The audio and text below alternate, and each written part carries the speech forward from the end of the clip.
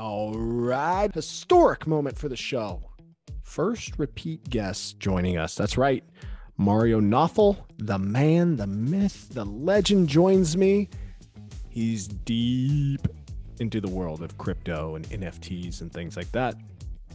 The guy takes the call from a penthouse suite in Dubai where him and his team are working all the time on the stuff that, quite frankly, I barely am beginning to understand.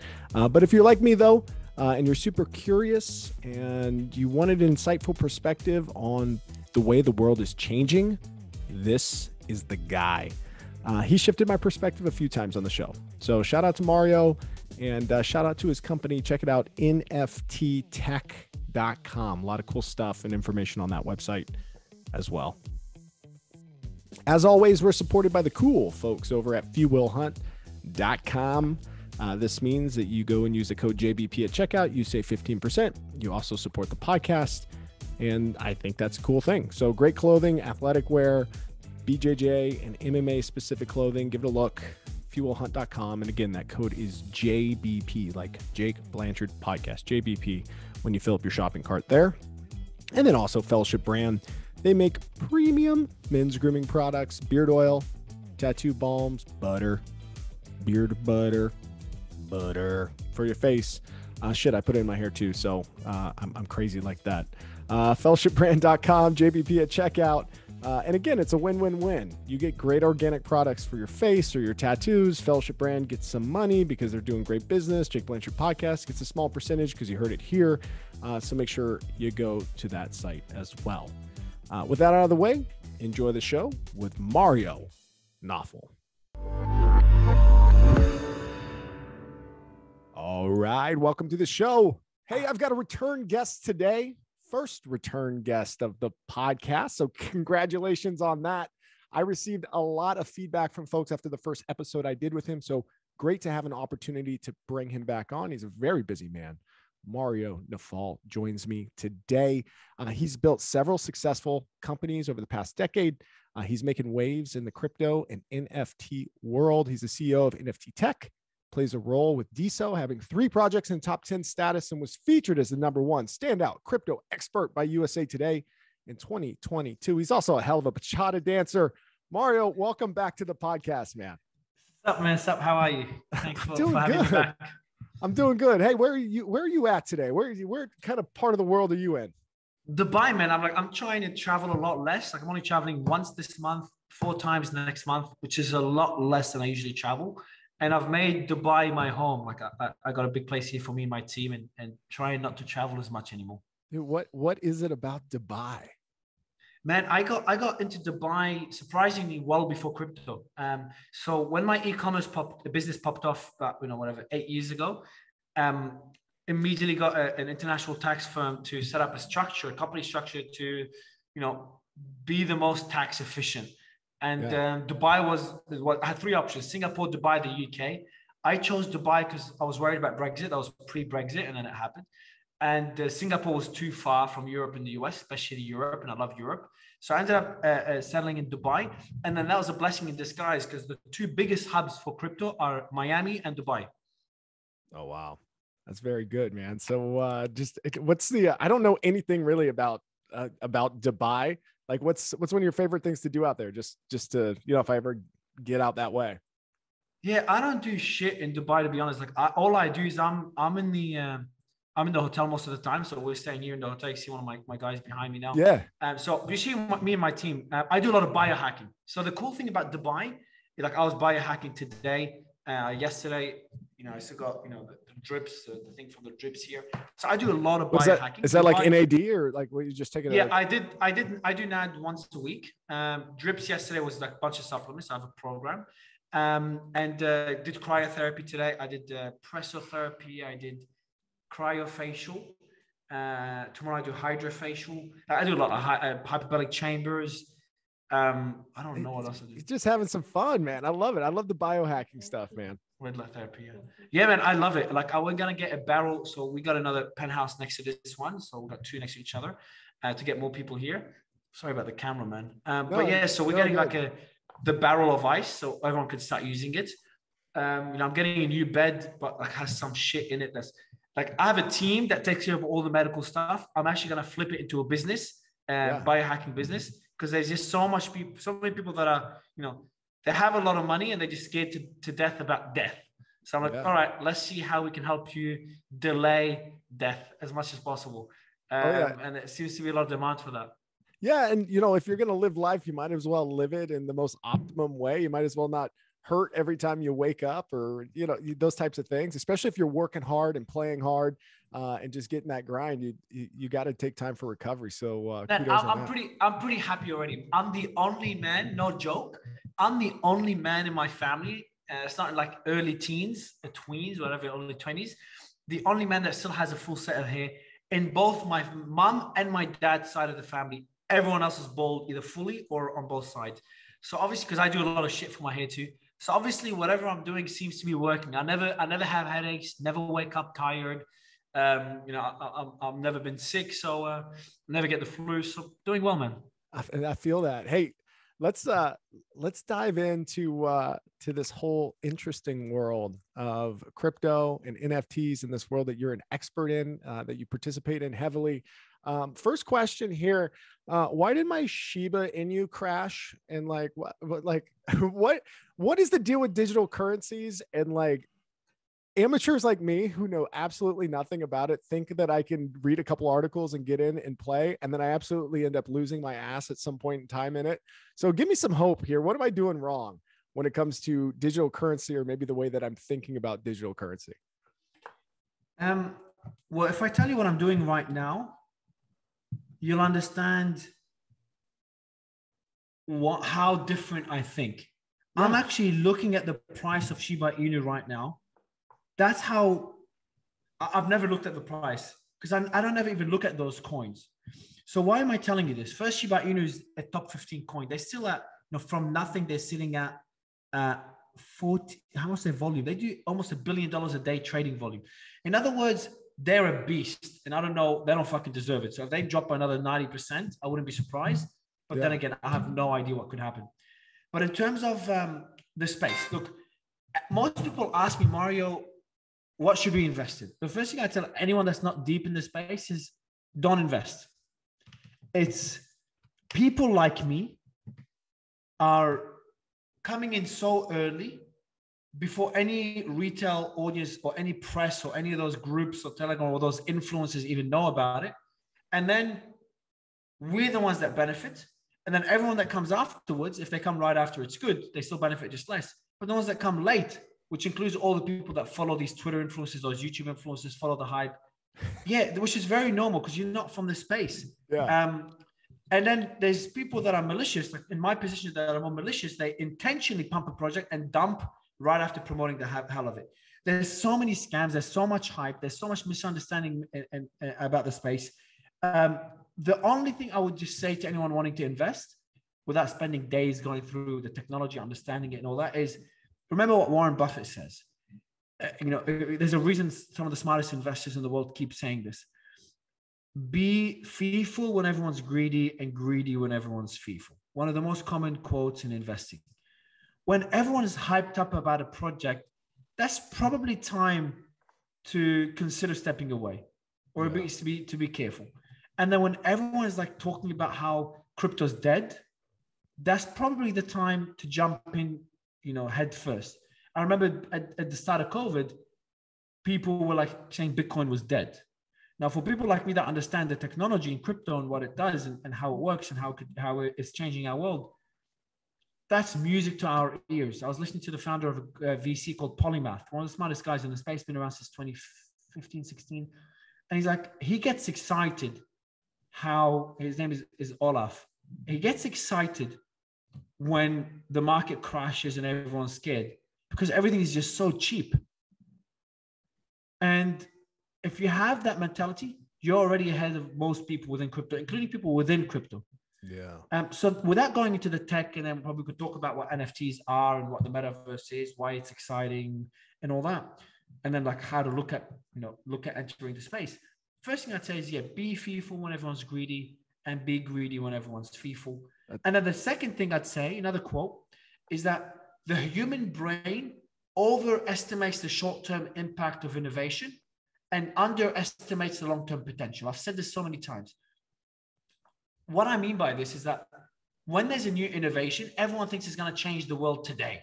I remember in 2017 when that last bull run, everyone was talking about decentralized Uber, decentralized Airbnb, crypto, turning everything to blockchain. And all those projects flopped because it was just way too early for them. But then the projects that were flopping back in 2017, now 4 years later, 5 years later, they're gaining traction because now is their time. So projects like all these metaverses launching now, many of them will take a massive hit. But in 5 years' time, they could be killing it. So be fearful when everyone's greedy and understand that things take time to materialize to their full potential. These are 2 rules to remember. Okay. So I've got some questions. You said a couple terms that I want to auger into a little bit more as well. So the first thing you just said was the metaverse, and use the plural metaverses. I have literally no idea what the hell is happening with that part of the world. I mean, you are literally taking me into like my first real exposure. I know that people wear VR goggles. I know that Facebook's involved in a metaverse, but then that there's all kinds of worlds and people own property in it. And that's all I really know. So maybe give me the 50,000 foot view of, and take me into that interesting space of metaverses. Yeah, I'm probably, I want to say I'm not even close to being the best, but I'm definitely in a good position to guide you through because I've spoken about the space everywhere. Now, I spoke about it in multiple countries. I spoke about it at TEDx. I'll be speaking about it in World Economic Forum in a few weeks, at Gary Vee's event in a few weeks. So it's something that I'm pretty passionate about, even before Facebook's announcement of rebranding to Meta, which is, if that's not enough of a wake-up call to have one of the biggest companies in the world run by some of the smartest people in the world, changing their entire name and vision, then I don't know what is. Now, the good thing is that it's not complicated at all because we're both already, and everyone listening to us right now, you're all already experiencing the metaverse as we speak. Because what's the metaverse? Well, the metaverse, and about metaverses, one metaverse, many metaverses, I'll explain that later. But the concept of a metaverse is essentially a digital representation of the physical world we live in today. Full stop. I won't say the second part. Just think of this. A digital representation of the physical world today. Now, if you look at our physical world, if you look at life, what does life include right now? Well, what do? We socialize, okay? We entertain ourselves. We build businesses, creating value. We signal to the world. I'm starting to consider wearing branded clothes because they're such an important signal in business meetings. I never liked branded clothes, but I'm changing my perception because signaling plays a role in life. So these are all the general aspect of our life, okay? Socializing, entertainment, signaling, creating value, building businesses. If you think about your day-to-day, it includes most of those things. Like right now, me and you chatted before this podcast for a few minutes, socializing. Now we're socializing, but also creating value by creating content, entertainment to some extent. So already tick 3 boxes right now as we speak. Now, if you think of my definition, a digital representation of the physical world. So what's a digital version of what I just said? Entertainment is YouTube. Instagram, signaling is what? Instagram, filters are like the new makeup. Instagram photos are like the new status symbols, pictures of your car, of your watch and all that. Creating value, well, who doesn't build a business on the web? So entertainment, socializing, creating value, signaling is all already on the web. So we're already experiencing a digital version. And if you think about it, it's evolving year by year. So technically, we're all living in the metaverse, and it's going to improve a lot more, become a lot more holistic as we add more features to it, from haptics, being able to touch and feel things. Like now, if I shake your hand in virtually, I can't feel shit. But haptics will allow us to actually feel each other's hands, smell each other's deodorant, whatever it is. So this is where the space is heading. Now, that's nothing exciting. Where it gets really exciting, where crypto plays a role, is that it's all getting decentralized. Focus with me here, because the next 3 minutes, I'll try to explain like 2-3 minutes, will essentially summarize all you need to know about the space. I've explained what the metaverse is, But there's something called Web3. Everyone's talking about Web3. If you've read everything about crypto, they're all talking about Web3. Web3 is essentially what NFTs represent. What are NFTs? Well, okay, collectibles and digital art, all these silly pictures you see everywhere, that's part of it, but that's like 0.5% of what NFTs are. NFTs is a technology known as non-fungible tokens. It's a way to own something online. Let me explain. Technologically, before 2018, before 2017, it was impossible to actually own a digital asset. It was virtually impossible. The only way you can own something is if there was a third party that said that you own it. What do I mean by this? Instagram says you own that photo. YouTube says you own that video and you got copyright rights. A game says you own the guns in that game. If the game goes bankrupt, the guns are gone. If Instagram closes, I had my Instagram account suspended for no reason for a few months last year, 2 years ago, 2 years ago. No idea why. Everything disappeared. I'm like, guys, I don't care about my Instagram. I don't use it. I didn't use it back then. I just want my photos. It's suspended. Everything's gone. Because I couldn't own things online. But now in the physical world, you own those great glasses on your head, that great hat, those glasses on your face, that t-shirt.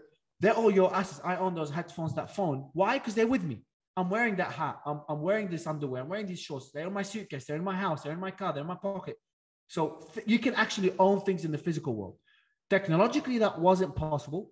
Now it is because of the technology known as NFTs. Now you don't need a game or you don't need a company like Facebook or Instagram to say you own something. You can actually prove ownership on the web. No one can amend it. It's all the same way you can prove ownership here because of physics. I put something in my pocket. I put it in my house and it's not going to disappear because, physics, gravity allows it to stay there. Physically, I can, based off, scientifically, I can put something in my pocket, prove it's mine. Now, in the digital world, you can prove something is yours without a central party. That's the definition of NFTs. That's Web3. That's everything you need to know.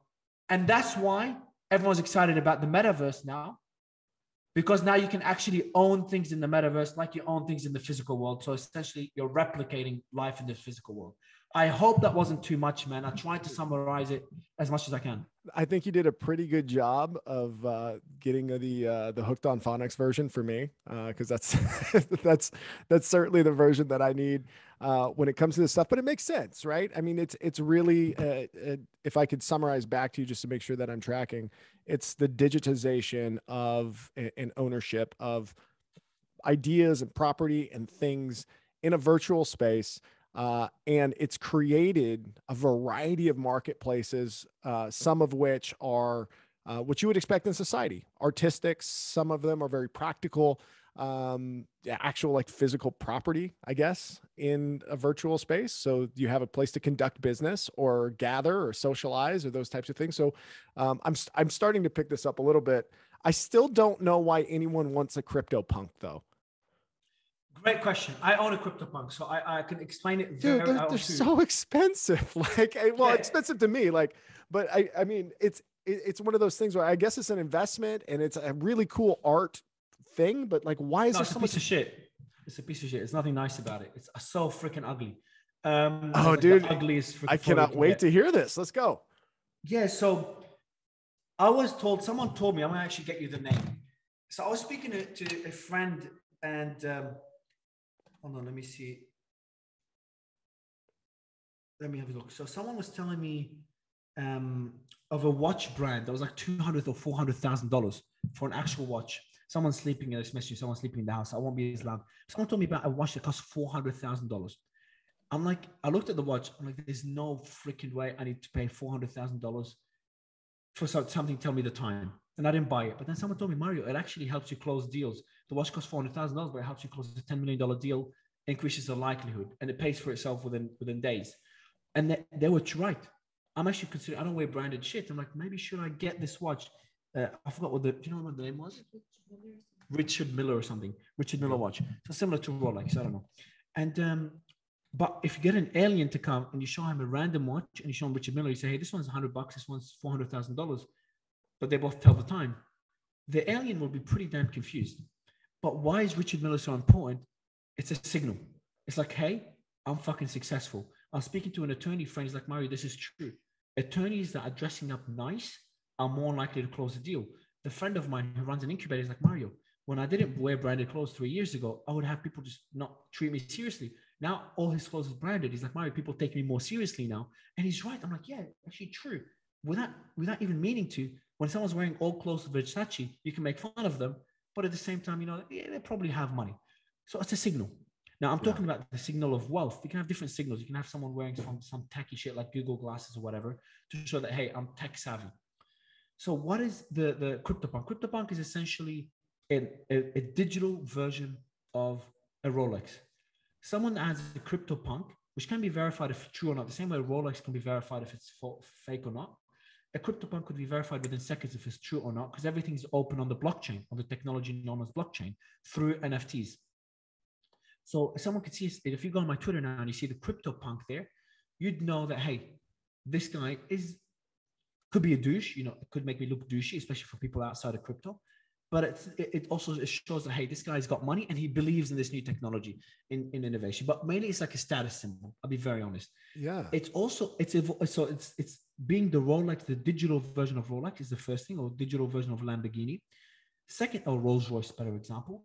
The second value add is a community it creates. So there's these ugly apes as well, called Bored Apes Yacht Club, that also cost more than the punks now even.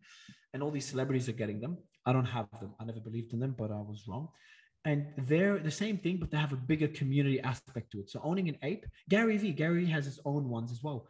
Buying them gives you access to his events, gives you access to his team, so it's like creating a community. So it's starting out as a status symbol, then it's evolving into like a community. Everyone that owns CryptoPunks has, gets special access to things, etc. It's like a very exclusive community, like, extreme examples like a cult. And people are starting to build, like Bored Apes is starting to build a whole ecosystem around it, where there's like, and Bored Apes actually acquired the rights to the CryptoPunks. So anyone that owns a Bored Ape or CryptoPunk will have access to like a whole metaverse they're creating. They'll have access to games they're creating. So it started off as a status symbol and now evolved into more of a community with different utilities. Wow. You just said something as well, the games, and you brought this up once or twice there. I've seen the acronym PtoE Games. What does that mean? What is that in reference to what we're talking about? Is it in the same vein? Is it completely different? So that's probably the most exciting thing right now in crypto. And we're invested in a bunch of play to earn games. So remember how I said the human brain overestimates the short-term impact of innovation, but underestimates the long-term potential. And you probably know the Gartner's hype cycle. Something goes through hype and then drops afterwards. Yeah. And you probably know about the early adopters, late adopters, etc. I forgot what they're called. So the metaverse that I explained was like a digital version of the physical world. That's years away. Technologically, we're not there. Barely anyone's using it. It's just very, very tacky. There's a lot of flaws in it, a lot of errors. Remember, it's decentralized. No one owns it. The whole concept of crypto is like similar to how our planet Earth is decentralized, and then we form these different countries. Some of them partially decentralized, like democracy. Others centralized completely, like fucking dictatorships, like North Korea.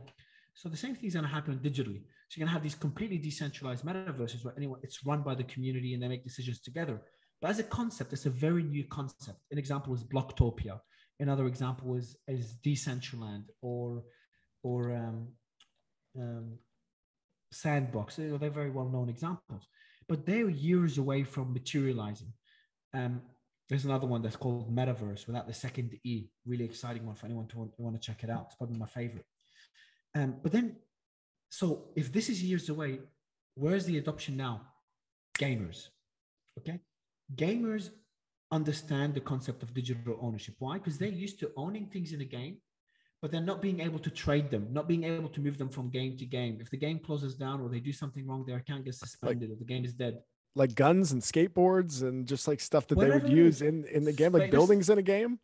It's building spaceships. Imagine you're in one game, you build a spaceship, you invest in it, you build a team, you build all your guns, you create an empire, and then you want to play another game. Imagine being able to move that empire and that spaceship to a new game, the same way I would move my yacht from one country to another, or I would move my all my collectibles, everything I own, in my suitcase from one country I'm to done with another. this neighborhood. I'm getting out of here. And then you go somewhere else. Yeah, like everyone in Ukraine, when the invasion or war started, everyone took all their stuff, or everyone that could, that had the privilege of doing so, and left the country because they wanted to move to a new country. The same way in the metaverse, you want to move to a new metaverse, you can, if you own your stuff, you can move them digitally to another metaverse. So it's like, again, you're seeing it's like a copy of the physical world. That's what I said earlier. Yeah. Gamers, they love this. Why? Because they're spending so much time in that virtual world. They own all these assets. Now they can move them from one game to another. So what we're having is all these gamers coming into the concept of decentralized games. And then that's where play to earn comes in. Play to earn, and it's now changing to play and earn, is the ability to actually earn money while playing a game. Because now it's all decentralized. There's no, like if you play Counter-Strike or World of Warcraft, I'm not a gamer, but if you play World of Warcraft, any of those games, there's the company, Activision or whatever company owns that game that makes all the profits. But now if the game is decentralized, now the gamers start to own it. They make the profit themselves. The same way, if right now I go and I start selling things on the street, I make my money because I sold the hot dogs. If I go sell something in a completely dictatorship country or complete authoritarian country or completely communist or whatever you want to use, yeah, it's structured in a way where you don't own the money you make. Games now allow you to earn money. That's called play to earn. And there's fucking hundreds of millions of dollars flowing into it of gamers coming in and playing and earning money. You know, and maybe this is a elementary level comparison, but this is what I'm familiar with. I had a friend that used to play a lot of World of Warcraft, and he would take these characters and he would get them to a certain level. And then there were all kinds of different exchanges where he could sell that character to somebody who didn't want to take the time and build that character up in the game. Is this kind of like a similar concept where you've either created something or you've done something that I just don't know what you sell in a game? Like, it's crazy to me that there's hundreds of millions of dollars coming into it. But again, I'm on the outside. Oh, there's billions of dollars coming into it, tens of billions of dollars. It's insane. For me and you, like, I'm not a gamer either. So it might sound a bit alien for us, but for people like the guy that you saw walk behind me, he came here 2 days ago. He's been living in gaming for most of his life. That, you know, you got people socializing in gaming, meeting their fucking girlfriend and sorry, can I curse? Yeah, of course. Yeah. So meeting their girlfriend, their boyfriend within games, making their, you know, signaling to the world their success within a game. Like, they're all the things we experience in the physical world, socializing, signaling, love. I forgot one of them is love. All these things, they do them in a virtual world, which is in their case a game. So this is real for them. The same way, you know, playing ball outside, playing basketball outside was real and is real for us. Going in and playing in that virtual game is real. It doesn't require their physical body, maybe just their hands to play with the controllers. It doesn't necessarily require all, you know, physical body as much as it does here, or their physical presence, but their conscious is there. So it's very normal for them. So in the world they're used to, and trading assets, you know, we got millions invested in-game assets. It's not a world I use, but it's a world I understand. I'm starting to understand. Yeah. You know, I can't help, and I think anybody who listens to what you just said about that gentleman that was behind you a few minutes ago, he spends a lot of his life in the gaming world. Like, do you have discussions or think about like the impacts to the evolving human mind? Like, is this something that we should take pause about or be thoughtful about? And if you look at my logo, like, my logo is a reflection. It's this over here. I have a stoic on one side. It's actually a Hercules. And then on the other side of it, it's like this Terminator looking thing. And it's all about kind of, I'm fascinated with humans' interaction with technology and an evolving world, and our ability to kind of unravel our own humanity through it, and kind of thinking about it. Just because it's uncomfortable and different doesn't mean that it's wrong. Doesn't mean that it's bad. But yes, like, what might be the approach from a mindset standpoint for someone like me who's reluctant to allow this to seep into my day-to-day life or society? It's a big question. So first, yeah, it's a great question. So your first question, should we, you know, take a pause and be thoughtful about it? 1,000,000%, because it's going to have such a drastic change to our society. It already is. And let's try to mitigate the negative impact it will definitely have. The same way the internet, cancel culture was caused by the internet. Yeah. Bullying was augmented by the internet. So So yes, there definitely should be a pause, and especially facts like the younger generation is more depressed than any other generation. You've heard those stats again and again. So I'm a stoic. I love obstacles the ways, but the book I've recommended the most. And I also love the fact that what you said, something being different, human nature is to avoid it, the survival instincts, but that's a big mistake. But at the same time, going in blindly is also a mistake. So the way I would explain it is first, like it's inevitable. We're heading in that way. The fear that we have now about this world is a bit late because we're already living in that virtual world. It's just getting more. It's actually now you can think of it as improving. Because initially you'd sit behind a keyboard, you'd sit there and you click a mouse. Now, and you don't have that real interaction with people. You wouldn't even be able to see people. You see like little icons. Now it's getting more holistic, more quote unquote real, where you can actually see an actual person. You can actually touch them when you put your VR glasses. You move. When I put my VR glasses, I've got them there. I play a boxing game, and I work out, man. I get really worked up. So it is becoming more quote unquote real, but at the same time, that will have its own shortfalls. Remember, imagine now living in that virtual world, and that virtual world gets hacked, or your identity gets hacked in that virtual world, and you spend all your. Imagine like someone being able to hack into your body, your physical body, for a month or for a day, even. Imagine the impact that would have on your life. So, like being able to talk to all your friends, family, business, colleagues as you. Everyone thinks it's you. Like in those horror movies. All those things will be possible virtually. Now, I did a podcast about this not long ago, and most of it was about these concerns.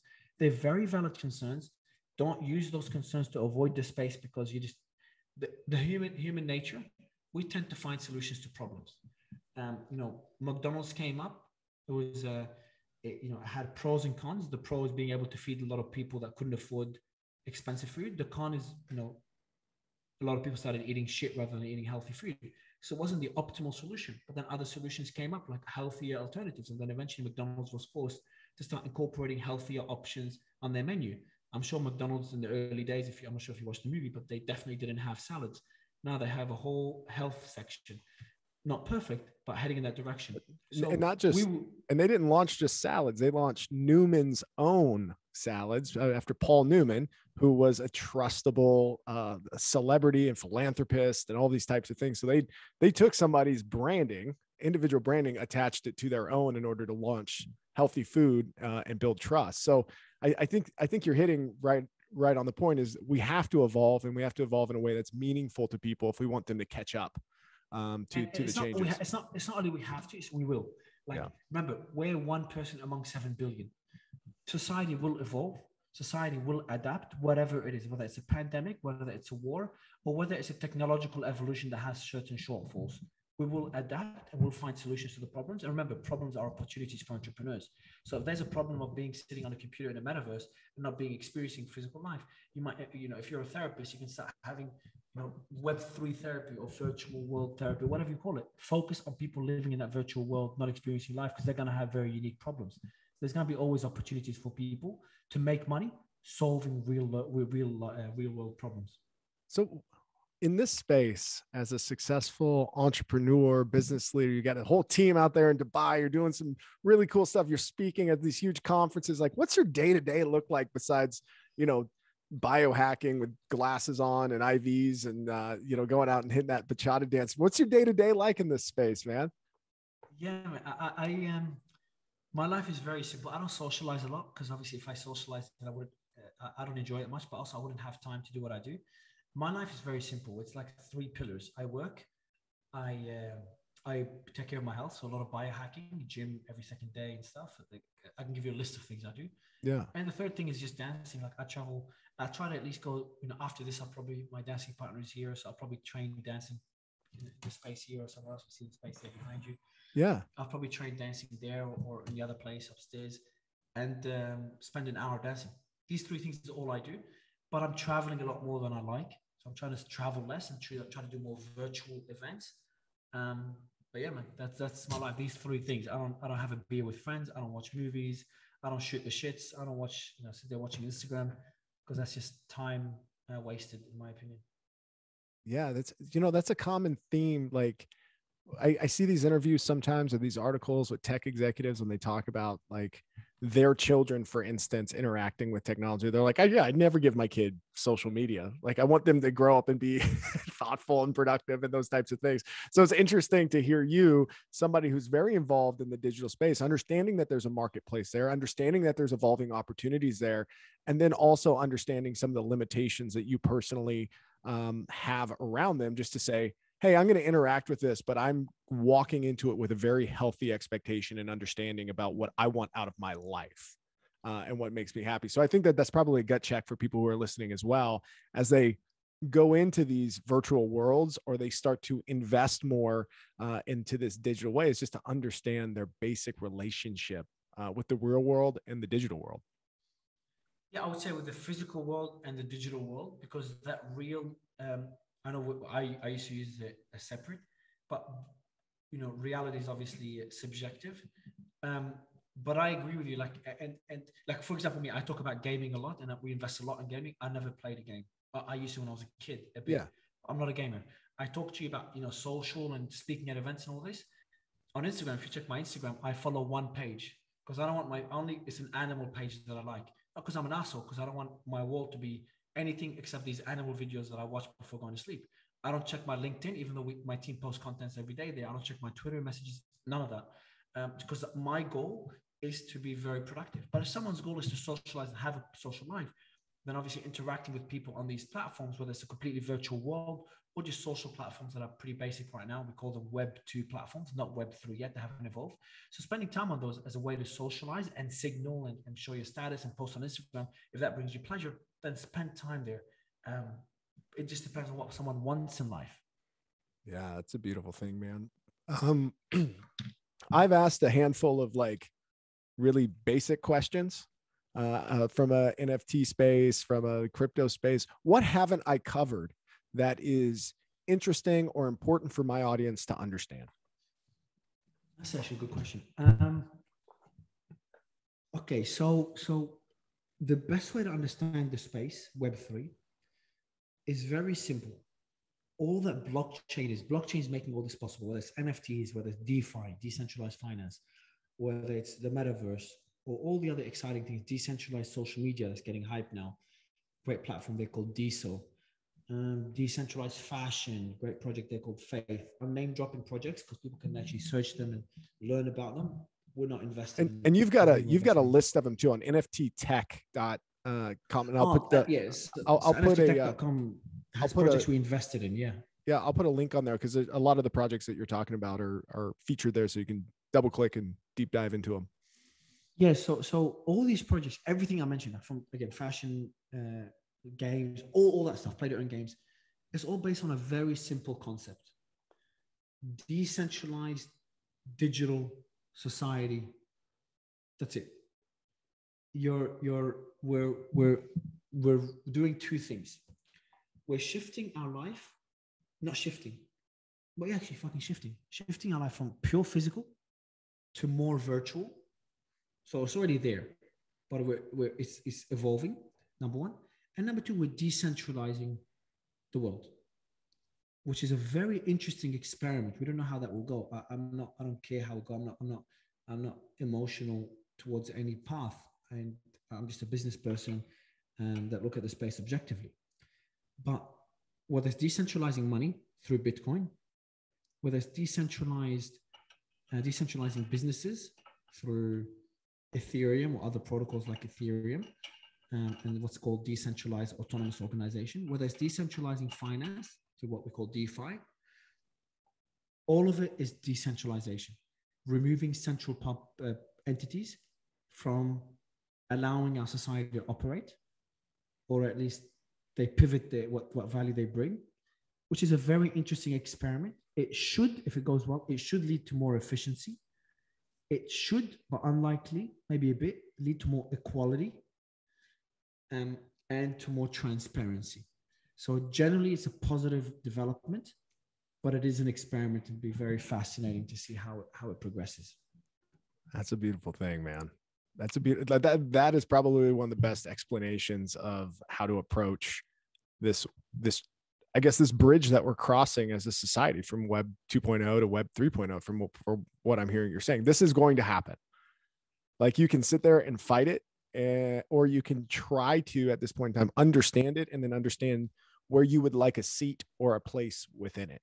Because, you know, it can happen with you or happen to you, is kind of what I'm hearing. And from you to say, I don't have a dog in the fight. I'm just an objective businessman, understanding that this is the stuff that's happening, and I'm willing to participate and build scaffolding and build enterprises and play in the space. I think that's the kind of curiosity that folks need to have, like myself. If I'm going to just not lose my ass on Shiba, whenever there's the, anytime that somebody's like, this is the hot new crypto. And I'm like, yeah, Coinbase, we're going to put some money in there. And then it's all of a sudden, it's just like, you lost. And I'm like, shit. I'm so basic when it comes to that. But, you know, the things that you're talking about though, is, I mean, it's global, it's big, it's scalable. It's the way that the world's headed. Are you ever going to take up your bachata dancing in a virtual way? Do you do that today? I wish I can, man, because I love the concept of going to a festival and getting all that attention and dancing and having fun. Yeah, that I like, but I hate the process of doing that is traveling. So if I could do that without traveling, which I can't imagine it being possible for a pretty long time, at least not an enjoyable way, I'll give it another 10 years or so. But when that happens, I'll be ecstatic. Being able to feel another dance partner on your body. So, because you know, my dancing, you have to lead someone else. You have to feel them. Being able to feel them and to lead them, and being able to, people can actually see you do it in a virtual world, and being able to, you know, smell their perfume, hear the music, hear people around you, look at people around you. Like, if you can replicate the physical world in a virtual way, that would be sick. I'd live that life without traveling. Man, that would be so cool. You know, after we talked the first time, because it came up when we chatted, and I kind of had a understanding that you had done it. I didn't realize how freaking good you are at it, because I've watched some videos of you online, man. You're phenomenal. Like that's like you're professional, right? I mean, like that's what you. Is there a classification? I don't know, but you seem professional to me. Yeah, man. It's considered. So bachata, we call them bachata artists. Yeah. So I wish I had them here. Oh, it's the cheesiest thing, but it is, you know, it's part of the game. You wear shiny shoes, you know, you buy those Giuseppe shoes where all these crystals on it. That's what, like an artist thing you do. Others like put that hat and the jewelry. I don't do any of that. And then you go there and like, you know, you got people lining up to dance with you. You dance on stage. You got singers there. It's like really, it's a fascinating world that is just not getting enough attention. Anyone I introduce them to it, I tell them about it. I have a lot of my employees that went down that path. They get obsessed in it. And I've got, you know, I have about at least a quarter of the people with me, no, a third of the people with me in Dubai right now, my team members, dance bachata. Either I met them in bachata and they joined my company, or in most cases, they got into bachata after they saw me do it and they saw how relatively easy it is. Yeah, it's awesome. And I can't, you know, my hobby is Brazilian jiu-jitsu. So I literally put on a gi and a belt. So I have a uniform for that too. So I can't talk trash about shiny shoes, man. It's just part of the gig, right? Part of the culture, part of the respect for the art. And I absolutely love that, man. Hey, we're kind of wrapping up here. As far as anything else to provide as far as advice to the audience, things that maybe they should go out and look into and think about a little bit more. You dropped a couple names already, but like, what's a great starting point? What are some platforms to peek around in, and how do they get more of you? Yeah. So before the plug, I'd say the best thing is a very simple thing: educate. Like if someone told you in 1995, if you were an adult back then, someone told you 1995 or 2000, hey man, drop everything and learn everything you can about the internet, you would have probably done really well. Well, we're in that same position now. So learn about the space, whether there's a lot of hype around it like there is now, or whether it dies down again like it did in 2018, 2019, 2020. Just obsess over learning that space. And that's probably the best advice you can get over the next couple of decades. Absolutely. In terms of a plug for me, look, if you're interested in me, just Google my name, Mario Nawfal. But more importantly, so NFT Tech, the company I'm the CEO of, we're expected to be going public on the stock market in a few weeks. So if anyone's interested in that, and we have a lot of educational material, just go NFT Tech for technology, nfttech.com, and you could learn a lot of stuff there, chat to us, and wait for us to most likely go public and to be able to buy our stock. That's a beautiful thing, man. I cannot wait to see that press release come out. If that's something that you're excited about, something I'm excited about. And again, man, I want to thank you for taking time out of your busy day out there in Dubai, just grinding and getting it done, hanging with your team to spend a little time with my audience and myself here on the Jake Blanchard podcast, my man. So looking forward to maybe having you again on in the future. Obviously, this is a enriching conversation for me that I got a lot to think about, my man. Thanks for your time. All right, cheers.